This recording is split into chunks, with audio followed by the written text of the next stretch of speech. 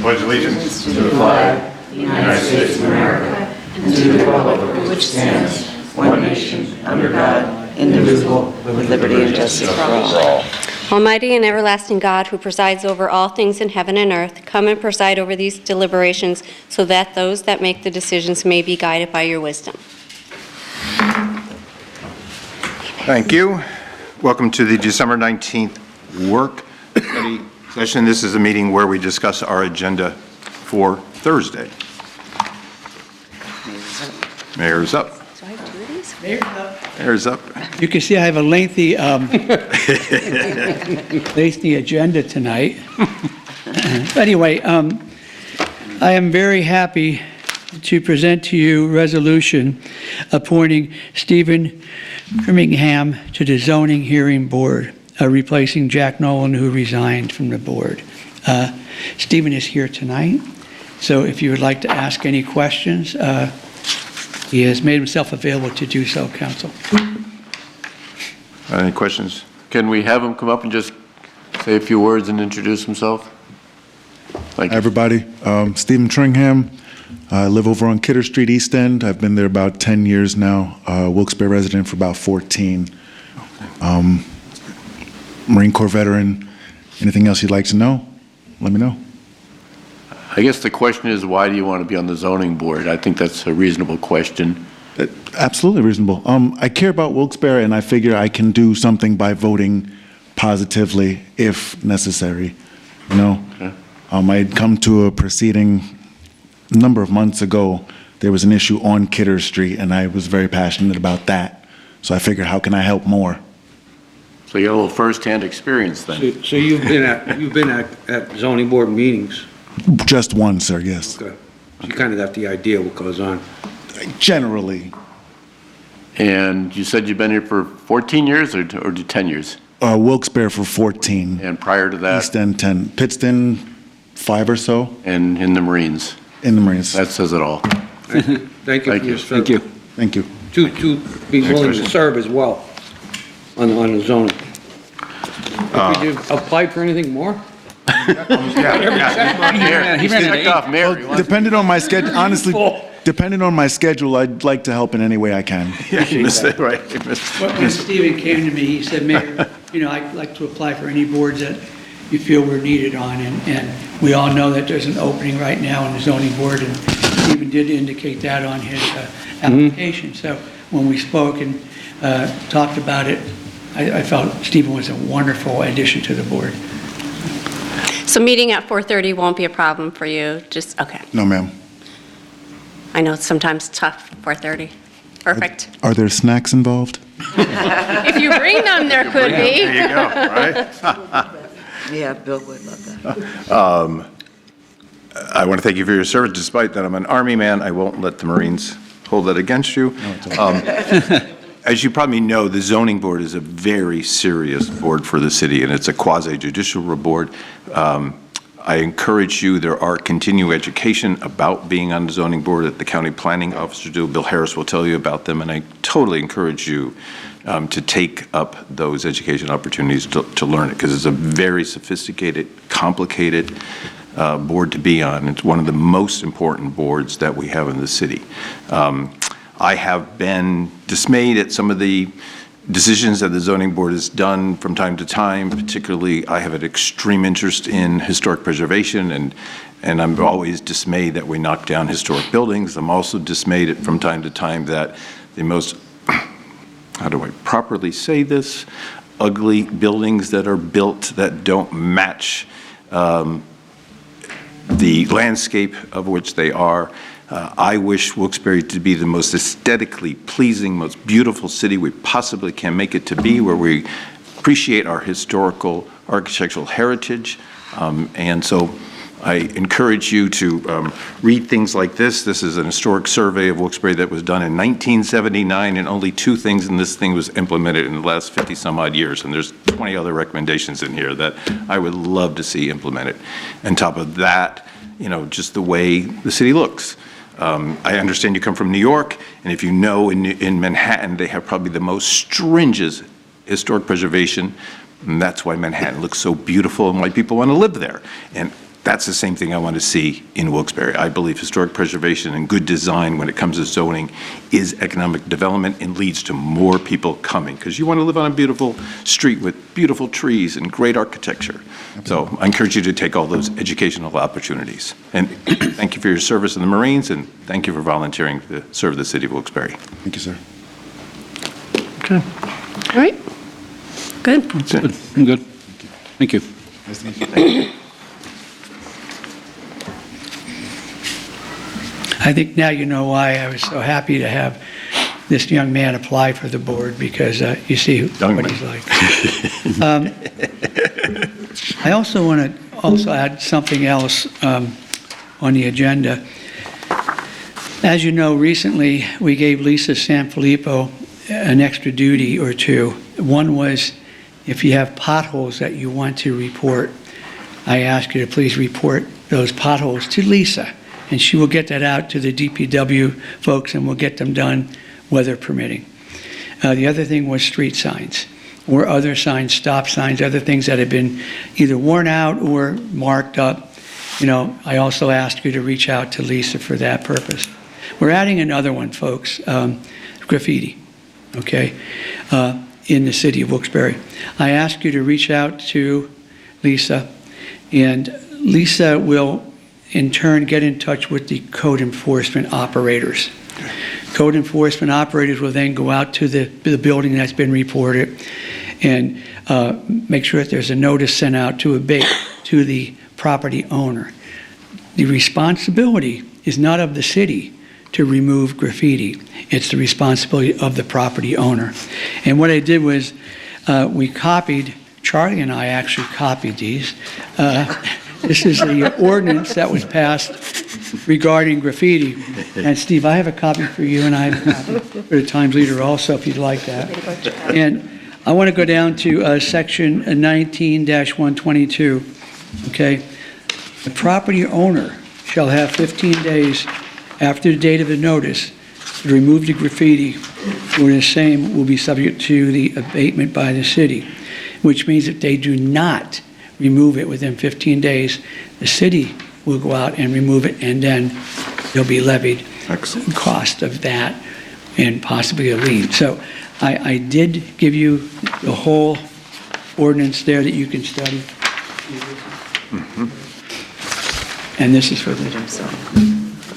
So I think that, you know, we all don't like graffiti, and we all don't like the fact how it ruins beautiful buildings.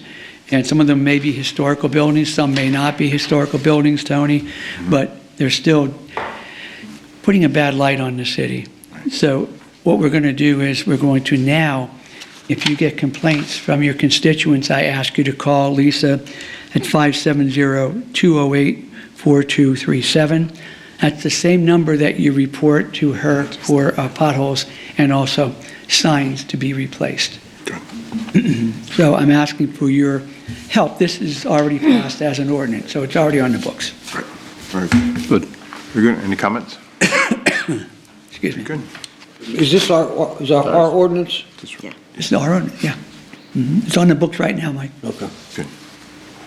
Excellent. Anything else? No, I'm done unless you guys have some things you want to... Good. Any questions for the mayor? No question. I don't have any questions. No, Lisa's going to be busy. Yeah. Already got a project for him. But Lisa's the type of lady that wants to be busy. She wants to Good. take more on all the time. Very good. You good? Very good. Thank you, Mr. Mayor. Council presentations, Councilman Barrett. Now I need my Last night we sat here and we talked about last year and how wonderful it was that we all worked together. And I was very remiss, and I want to extend my apologies, and I'm looking straight across at you guys, because I did not mention Kathy, Tracy, Lisa, and our wonderful friends in the solicitor's office. But I was wrong. I apologize, and I don't know why I didn't do it, because I can't tell you how many times you whispered in my good ear, my good ear about, hey, you forgot this, or what about that, or something. But you do a fantastic job, and I apologize for that remission on my part. I won't let it happen again.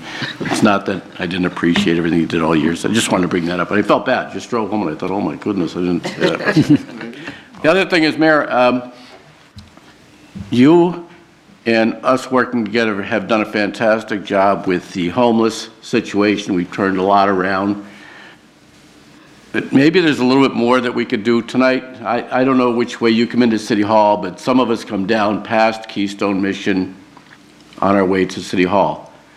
And just coming down tonight, it's 25 degrees, it's windy, it's dark, and there's probably 20 or more people outside waiting for the doors to open.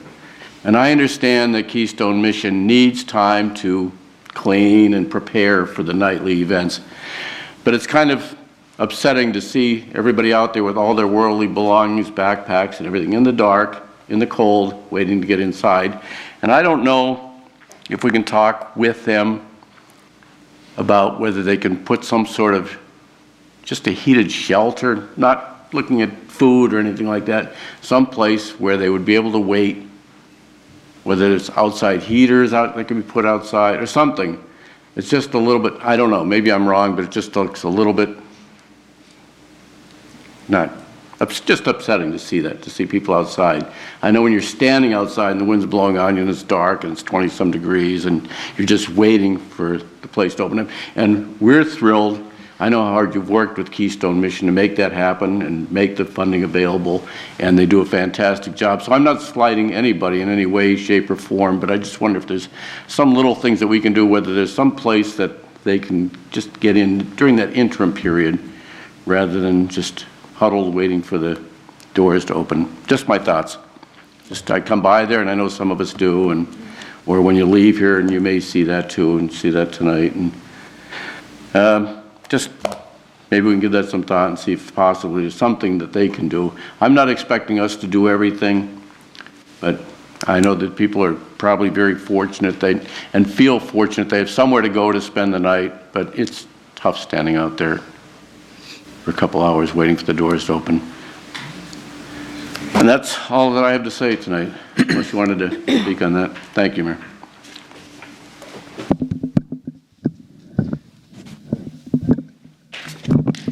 Bill, we have met with Keystone, and one of the major things is the funding, okay? With your approval, council's approval, we did give them $309,000, okay? They did talk about with the new, that was recently purchased by a new owner. The gentleman that's now can you hear me okay? Sure. The gentleman that's the owner now has been working with Keystone Mission's executive director, Danielle, about if you go down the street, you'll see that there's a dock area in the front of that building. You know what I'm talking about? He was looking at coming up with some funding to actually enclose that. So there's a place for them to go away from the sidewalks, away from the ramp while they're waiting for entrance into the building. Because you're right. I mean, they do breakfast, lunch, and they do a dinner there, but then also they have to clean up the showers because the showers are there and prepare the cots for the evening. So there's a lot of work, but in that dead time, that there's no time for them to go in there at that time, they were talking about creating a place that's heated, okay, that people can go inside to get a shelter. I don't know where it's at. I know one of the things was funding for that. And we're, basically, that's what Danielle does. She goes out and she gets funding for Keystone to do that, working with the property owner. I'm glad it's on your radar because it really probably something that would help. Bill, I hate to see that too, but we have no more money to give. I know. Oh, and I didn't expect us to be able to do that, but I just didn't know if there's just some place they could get in while they wait, whether it's an open, as you alluded to, a bay or a garage or just a couple of heaters outside or something that would help. Yeah, so they were looking into that, Bill, and closing that, and like I said, heating it so people can go in there. Thank you, Mayor. Sure. Mayor, do you know their hours? Like, when do they have to leave and when are they allowed Yeah, back in? I think they open at 7 o'clock, Mike, at night. So they can come in at 7 or? Yeah, 7 o'clock. Okay. And also, if you're aware of it, we opened up a men's shelter above the St. Vincent soup Falls kitchen, Soup yeah. Kitchen, okay? And that's 7 to 7 at night. But the Keystone Mission is open up for breakfast also and lunch also, okay? So it's not just a light supper and a place to sleep. They're also open for, that was part of the proposal we put together, was breakfast, lunch, and a light dinner. Come a long way. It's great. For the most part, they can go in the morning for breakfast and basically stay there for the afternoon? Well, there's limited, Mike, because they have to clean up. Yeah, I for the understand. lunch team. So you come in the morning, you get breakfast, okay, but then you also have to leave because they got to prepare the inside for the lunch crowd, Right, right. meaning showers. And I mean, they do a lot in there. So there's a lot involved with that downtime that you don't see anything happening outside, but inside they're working hard to clean it up. I hope I answered your question. You did, thank you, sir. Councilman Blisco? I have a couple things for Charlie, but I'm going to email you, but this graffiti thing, that was another issue I was going to bring up. I'm sure you're aware of it, along Post and Taxi Building on Horton, all along there, and the next building up as you're climbing up the hill. Solomon's maybe owns it, but I'm not sure. There's a lot of graffiti, and that's a mainstream into South Wilkes-Barre, as you know. So I'll get with Lisa on that. Please. Yeah. And remember, I'm sorry. And remember, we have to have the weather, which is warm enough to paint over that permanently. And that's part of this ordinance you're going to see, weather permitting. So we're going to go after it. And like I said, code enforcement's going to be out there every day as they do the other inspections. They'll be looking for whatever you call in to Lisa to address that. Okay. Thank you, that's all. Good. Councilman Marin? Yes, now that we're talking about graffiti, I have a building here that's a little bit beyond graffiti. It's the old Stanton Lanes bowling alley. I believe Mount Zion owns it, and it's the roof is caving in. There's holes penetrating the roof. All over the building. There's cars parked all over there from the towing place. He said he's allowed to park his cars there, but I don't know. There's tractor trailers there, and I have a few pictures. And I mean, this building, I don't even know if it could be repaired at this point. I mean, they've been putting tarps on them, but it's like putting a Band-Aid on a bullet hole. I mean, let me if I could pass these around. Yeah, that's Grandma's calling. that's a project that's owned by Mount Zion Baptist Church, Reverend Brewster. Yes. They purchased that. So, periodically, when we have, some violations, we do reach out to them, but, if we can have those photos, I'm happy to send them. Yeah, you can keep them, yeah. Tomorrow. Wow. But yeah, that's part of the church. I think there was some expansion ideas for the church. Yes, he did have an expansion project, but I believe nothing has been done since. I think they put, like I said, just a tarp on it, and that's not doing it. I've been getting a lot of complaints from the neighbors, and if you take a drive down there, the picture doesn't do it any justice. No, it's a mess. Councilman, we'll address this tomorrow. Thank you so much. That's all I have. Councilwoman McClay? Okay, I had to put the glasses on, so there's a lot. So I gave everybody the food truck ordinance. If you guys want to take a look, we can do that at a different time. Then the Sabre Room. So I know I brought it up before, but now they've taken out all the windows. They pretty much have gutted the entire thing, and they've left it, and things are, like, there's garbage on the side. They have a tarp that's no longer tarping the windows. So I don't know if we can see what their plan is with that, or if they're planning on just leaving it look like that. Because it's been a problem with that place to begin with anyway. They did clean it up, and then they were doing additional work, and it's basically every time they do work, they leave things there. Yeah. And then we have to go over and call them. It's one of those projects that'll take forever. Yeah, But I kinda got I'll have that. somebody over there tomorrow. Okay.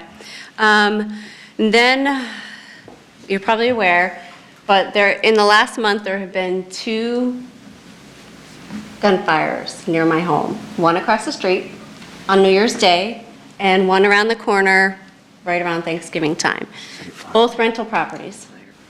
Are we able to get a database to make sure that our rental inspections are up to date? This one, actually, it's 452, 454 North Pennsylvania Ave. It's almost directly across from me. The window it's no longer there. They put a plastic garbage bag, so that one, code enforcement should probably go out. I don't know if it gets reported or not, but I know it's a rental. But as far as the database, are we able to work on something where, it shoots out, come January, these properties need to be inspected, come February, instead of waiting for it to be a problem property and then inspecting it? That's why we should stay. They have scheduled rental inspections. Usually, though, what happens is some people, you're not even aware of it. So the database, we have a database, but I would say it's so fluid that it works, sometimes it doesn't. The more standard ones are, we have a database of sort of the standard apartments and large areas and things like that. These homes that people all of a sudden rent and you don't know about it until you have the problem, they basically, unless we see them or neighbors, that's how we usually find out about them. Okay. There's really no way to database them that way consistently with the type of review of it, but these are the type of things we follow up on. So our current database, so if it's a rental now, it'll be in the database to be inspected in 2 years? Yes, Okay. we do have that database, but a lot of these are Yeah. things that aren't there, or they've been converted in the 2 years to something like that, so. Okay. So when an incident happens at a place like that with a gunfire, does code enforcement get notified, or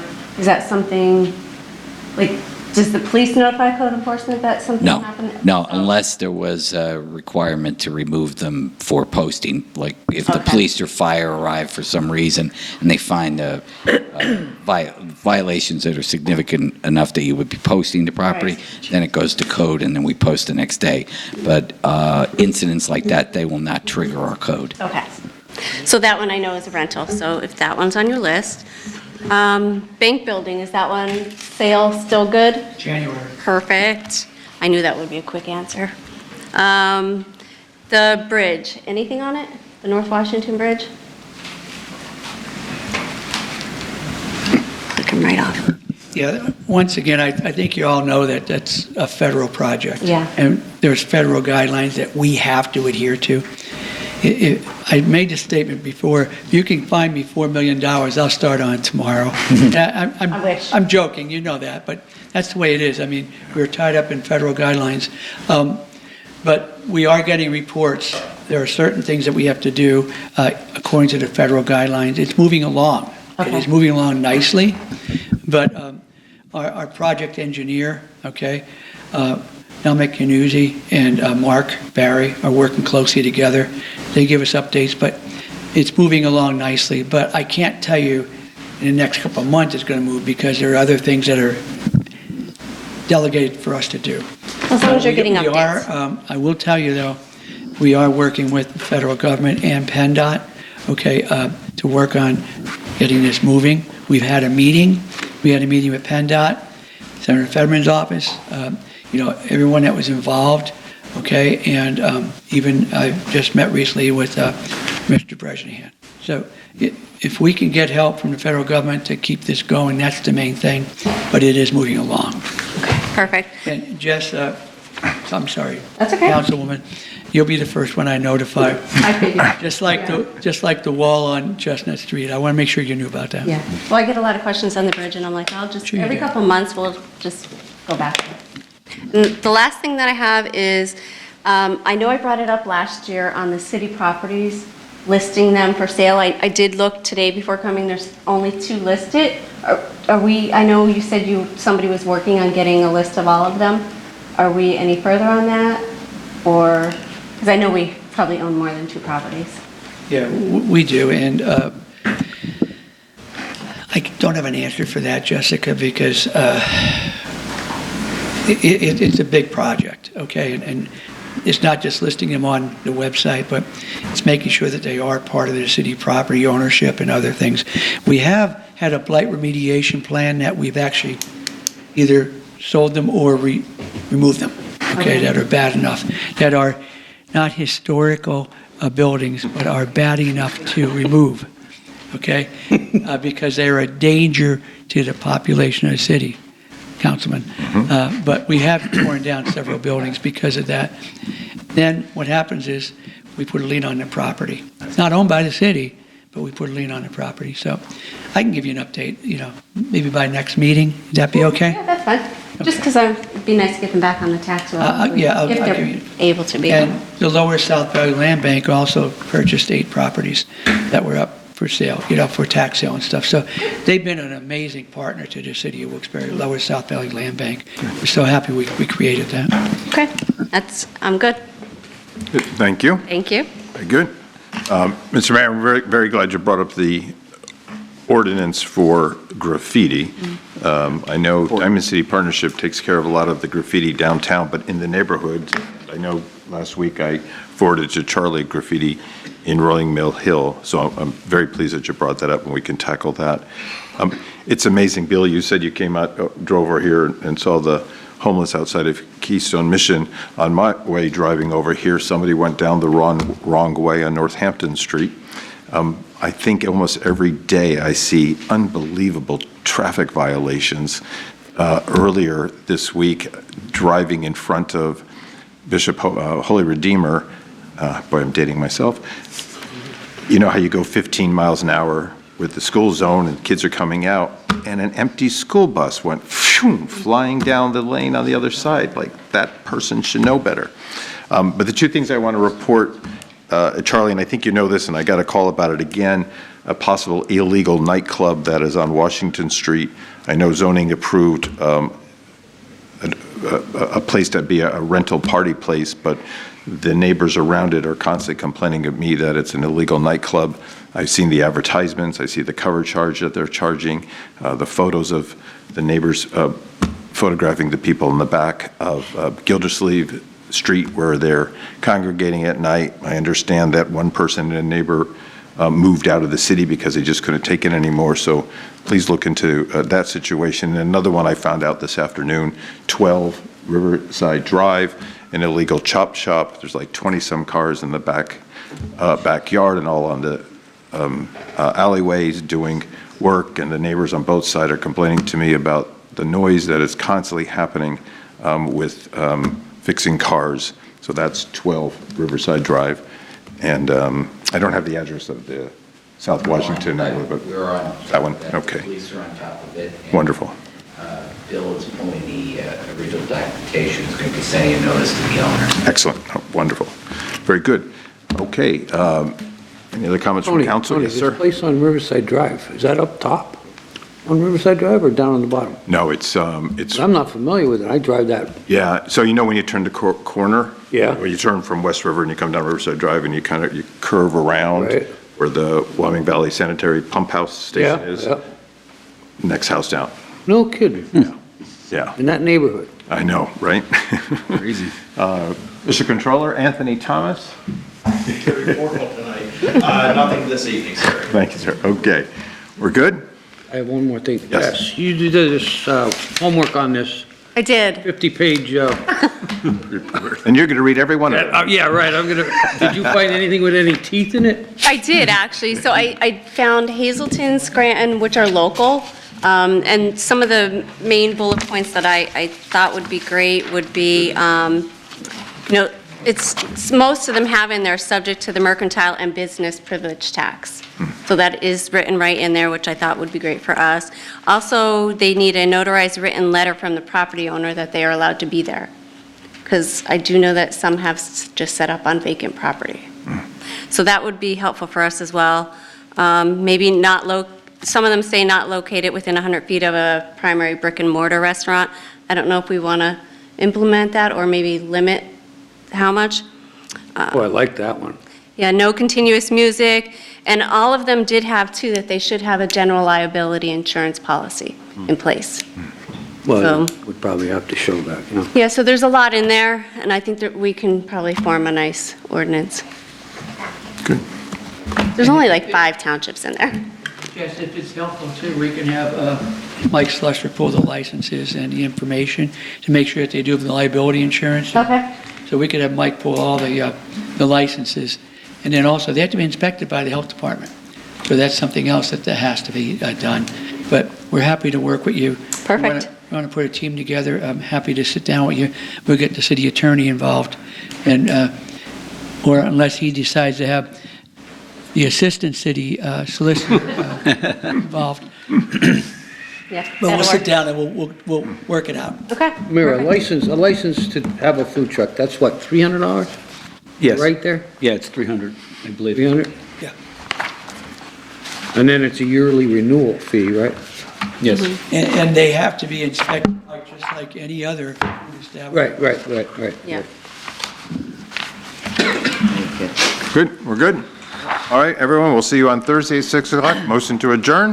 Motion. Thank you. What's she doing calling you? Doesn't she know you're busy? No, she's no friend of mine, all right. Oh, All right. it's late? The only time she can get it warm. Right, see you Brain downstairs. surgery. See you there.